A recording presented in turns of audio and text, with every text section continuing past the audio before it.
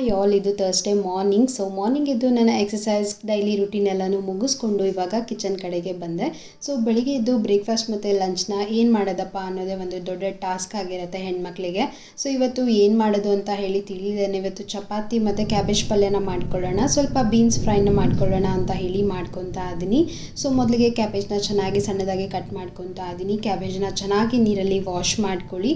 So ಅದು ಒಳಗಡೆ layer ಒಳಗಡೆ ಇರುತ್ತೆ ಅಂತ ಹೇಳಿ ತುಂಬಾ ನೆಗ್ಲೆಕ್ಟ್ ಮಾಡ್ತೀವಿ. ಚೆನ್ನಾಗಿ ಅದನ್ನು ವಾಶ್ ಮಾಡಬೇಕಾಗತ್ತೆ.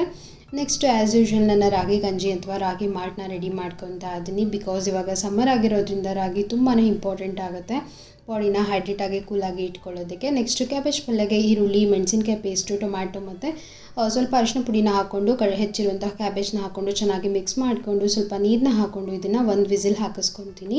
ಸೈಡ್ ಬೈ ಸೈಡಿಗೆ ಸ್ವಲ್ಪ ಎಣ್ಣೆನ ಹಾಕ್ಕೊಂಡು ಸ್ವಲ್ಪ ಹೆಚ್ಚಿರುವಂತಹ ಬೀನ್ಸು, ಖಾರ ಪುಡಿ, ಅರಿಶಿನ ಪುಡಿ ಮತ್ತು ಸ್ವಲ್ಪ ಪೇರಿ ಮಸಾಲನ ಹಾಕ್ಕೊಂಡು ಈ ಒಂದು ಬೀನ್ಸ್ ಫ್ರೈನ ಫ್ರೈ ಮಾಡ್ಕೊಂಡಿದ್ದೀನಿ. ಆಗಿತ್ತು ಫಟಾಫಟ್ ಅಂತ ಹೇಳಿ ಲಂಚ್ ಬಾಕ್ಸ್ನ ಕೂಡ ರೆಡಿ ಮಾಡಿಕೊಂಡು ಆಫೀಸ್ ಕಡೆಗೆ ಹೊರಟೆ. ಆಫೀಸೆಲ್ಲ ಮುಗಿಸ್ಕೊಂಡು ಸಂಜೆ ಮಮ್ಮಿ ಅವ್ರದ್ದು ಆ್ಯನಿವರ್ಸರಿ ಇತ್ತು.